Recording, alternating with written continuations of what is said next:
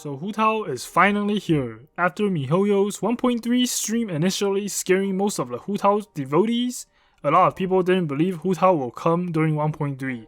I made a video justifying the reasons during that time and we prevailed. I also used that time to research Hu Tao up to this point and compiled a bunch of data in this video. We'll cover most of these things shown in the screen here. Feel free to watch the part that you need and skip the topics you don't. But I highly recommend watching the whole video because you might learn something new about Hu Tao. First, I'll introduce Hu Tao and her stats briefly, then analyze her roles and utilizations.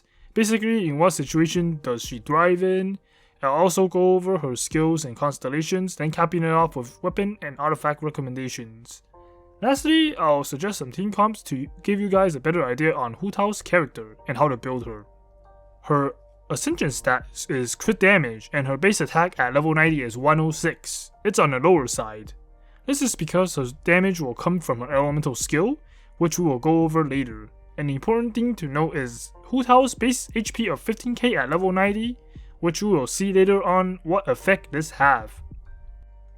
Her normal attack performs up to 6 consecutive spear strikes and her charge attack is a lunge, kinda similar to Xiangling. Alright, this is where things get interesting. We are going to refer to her elemental skill at level 10 for this analysis. So her elemental skill, Guide to Afterlife, she will lose 30% of her current HP to enter the Pyramida Papilio state. In this state, Hu Tao's attack will increase based on her max HP at a time, and the attack bonus gained this way cannot exceed 400% of Hu Tao's base attack. Based on some calculations, we're going to use Staff of Homa for this example. Assuming you have R1 Homa and level 90 Hu Tao, you will need around 45k HP in order to exceed her 400% base attack cap at level 10 elemental skill talent. In this state, Hu Tao's auto attacks are converted to pyro damage, which cannot be overridden by any other elemental infusion. Hu Tao's will also have increased resistance to getting stunned.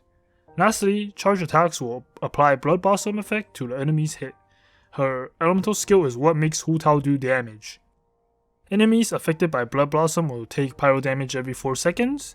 This damage will be considered as elemental skill damage. Blood Blossom damage is around 115% at level 10 talent and have a duration of 8 seconds, so basically Blood Blossom will activate twice in that duration if you don't refresh it. Also, the enemies can only be affected by one Blood Blossom effect at a time. Pyramida Papilio state has a duration of 9 seconds and a cooldown of 16 seconds, so a downtime of 7 seconds. That's a lot of info, so I will put a condensed version of what I just said here, so it's easier for you guys to digest. Basically, as I mentioned earlier on why her base attack is so low, Hu Tao's elemental skill scales greatly with her HP with pyro infusion and no stun. These are her strengths, which is why Hu Tao's base attack is made so low, so she is balanced. During this 9 seconds of Pyramida Papilio, Hu Tao can dish out a lot of damage. Her C1 will make her charge attacks not consume stamina during the state. It's good to have, but not necessary, so don't worry because this isn't a must-have. If you have to choose between C1 or Staff of Homa, I recommend going for Staff of Homa. I made a video analyzing this in detail, which I'll put in the description if you want to learn more. Hu Tao's playstyle is more of a burst. Pop her elemental skill, elemental burst, then start auto-attacking combined with charge attacks. During this time, she'll do high DPS, especially if you pair up with the characters I will suggest later on in the video. You can consider saving your elemental burst if you go over the 50% HP threshold. You just need to play around a little bit since your Hu Tao probably have different HP than mine. A lot of people will probably wonder, what about a downtime of 7 seconds? This won't be a problem because I tested this out in a generic team with Xinqiu, Sucrose, and Xiangling. Not counting real combat situation where you need to dodge the enemy's attack, you still need around 7 to 8 seconds to charge all of their skills. So if you build those characters right and have sufficient energy recharge, it will work in harmony with Hu Tao's downtime, which won't hinder Hu Tao's ability to burst. Hu Tao's passive also complements her very well. When Hu Tao's HP is equal to or less than 50%, her pyro damage bonus is increased by 33%. And also, when Pyramida Papilio state ends, all allies in a party will have their crit rate increased by 12% for 8 seconds. These two passives are really nice. One gives her more damage, and one acts more like a support where you get 12% crit rate while you are in Hu Tao's downtime. HuTao's Elemental Burst Spirit Soother is a burst that deals pyro damage in a large AoE while also regenerating your HP. If your HuTao's HP is below or equal to 50%, both the damage and HP regeneration are increased. At level 6 talent, this skill does about 500% damage, which is pretty high for nuking enemies. This elemental burst can basically be compared to this, which means HuTao's AoE should not be underestimated. Spirit Soother requires 60 energy, which is pretty easy to recharge.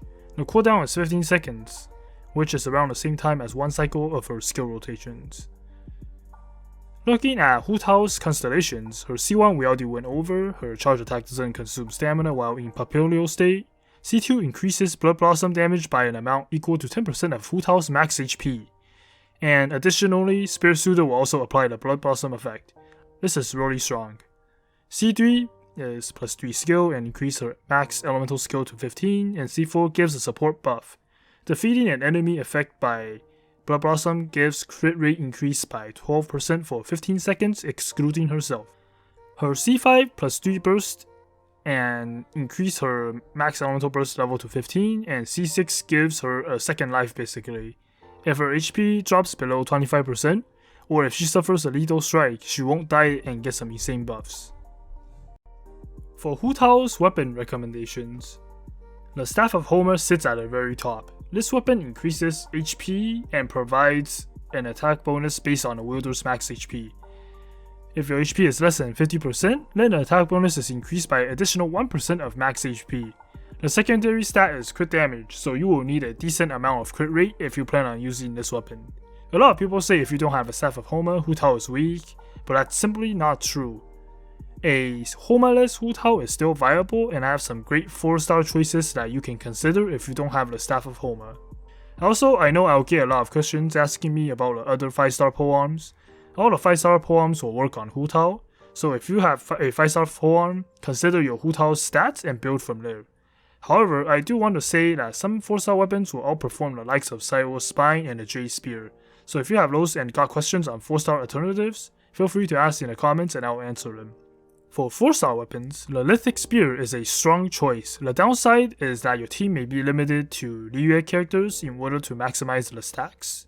I know this is a free-to-play friendly guide, so I'm not gonna recommend Deathmatch, but if you have that BP weapon, Deathmatch is a great weapon because you can get crit rate from there. The Dragon's Bane is also a great weapon, especially if you are using a reaction team with Xingqiu. The substat is Elemental Mastery, and you do more damage to enemies affected by Hydro or Pyro. Next, the Blackcliff Pole is another alternative that you can consider if you don't have any other 4 or 5-star weapons. It is available at a shop with a crit damage substat and decent weapon bonus. Lastly, if you don't have great RNG or you are pure free to play, White Tassel can help you until you get the Blackcliff Pole from the shop. Crit rate substat is always welcome because that is HuTao's most important stat if you have low crit rate. For HuTao's artifacts, if you are planning on a reaction team, the Crimson Witch 4 set will be her best option. You get 15% pyro damage along with 15% vaporize and melt damage. Overload and burning is increased by 40%, and using an elemental skill increases the 2-piece set bonus by 50% with a max of 3 stacks. It may not be the most optimal set, but it is the most flexible and consistent set. Next, if you have Geo characters, you can consider using 4-set Retracing Bolide. The 2-set increases shield strength by 35%, and a 4-set grants you an additional 40% normal and charge attack damage while you have a shield.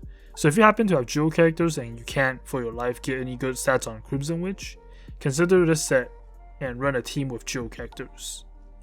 I also recommend a team that fits the set.